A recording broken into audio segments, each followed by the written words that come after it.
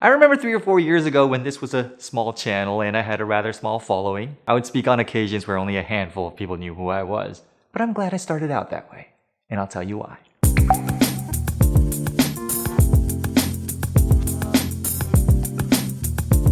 In 2017, I spoke on a college orientation day. I walked in this big lecture hall with 300-something freshmen.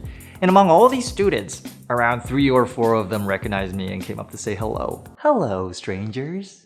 Out of 300 students, that's how many who knew who I was at the time being. There was a second speaker, this one an extremely popular YouTuber whom I myself was subscribed to, click, and who was arranged to speak after me. And when he came in walking through the doors, it was a total different picture. The crowd instantly went into a frenzy. Have you ever seen movie stars walk the red carpet? Well, I did. That day I did. I witnessed firsthand what it's like to be a superstar, surrounded and followed by the paparazzi. These students were surrounding and crowding this YouTuber with their phones up high, taking photos not even with him, but taking photos of him. The flashes coming from their phones made it look like the Oscars instead of some school event. And I'm not even exaggerating. It was quite a sight to see. Oh my God. Before this YouTuber even began to speak, he's already won over the crowd in a breeze. And I guess that's just the benefit of being famous. You have people's attention right off the bat. And that just wasn't the case for me when I started doing speeches. I started doing speeches before I was on social media. I was talking to these unfamiliar crowds. And while there's nothing wrong with leveraging your popularity, it's just that I didn't have any. I had to earn my audience's attention. But that's where the beauty of it lies. Before every speech, in order to get my message across, I had to beat my brains out on how to gain my audience's attention, on how to strike a chord with them, on how to make that influence last. The word is yes, Carl. Yes! Yes! What I think is you either gain or lose your audience in the first 3 minutes. So there's always gotta be a good, solid opening.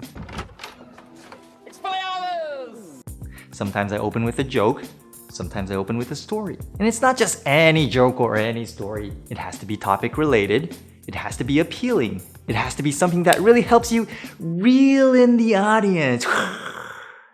Then you have to have good content, a good structure, a clean-cut, fine 3 points and no more to help you summarize the speech. Then it's the way you deliver it. Your intonation, your body language, your interaction, the flow, the punchlines. You gotta know when to make your audience laugh.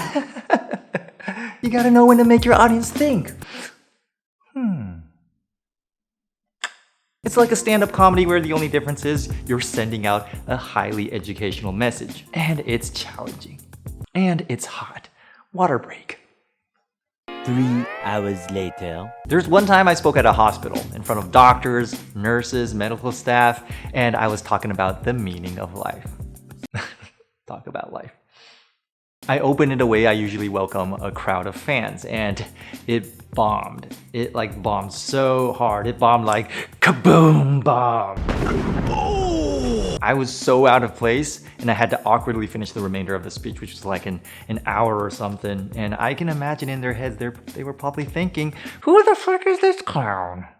But those are the experiences we learn from. I would definitely use another approach if I was in any similar occasion now.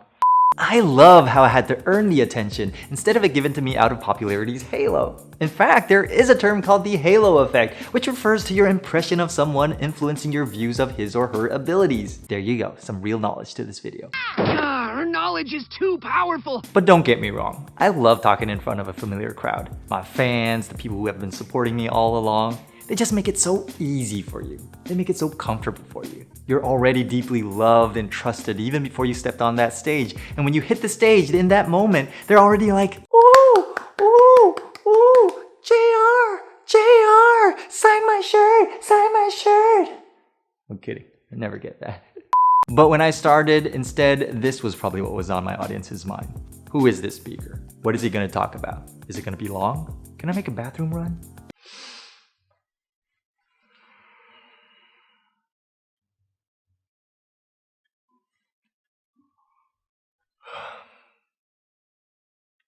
With an unfamiliar crowd, you have to earn their attention.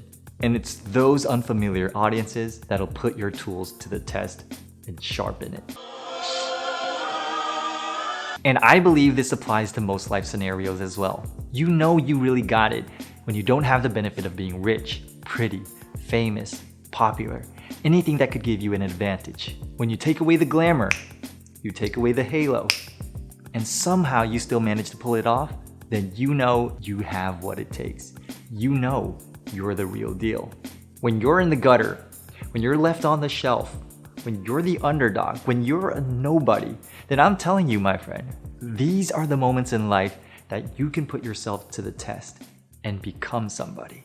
There's this one speech in particular that I remember, one that I did a couple years ago. It was at a high school, 3,000 students. A speech that to this day still brings to me a lot of encouragement.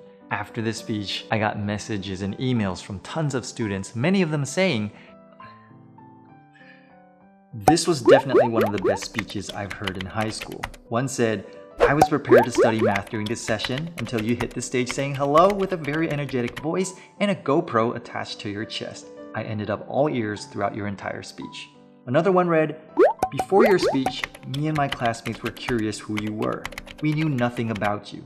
But then you rocked our school." 这边高一的举手，高二，高三。 To me, knowing that I was unknown to them when I walked in and then walked out with such beautiful accolades, that was really something. It really meant a lot to me, and I'm truly grateful. Thank you. And that's my message to you today. Just know that when you have nothing at all, know that that's the opportunity you have to prove that you have the capability to have it all. Peace.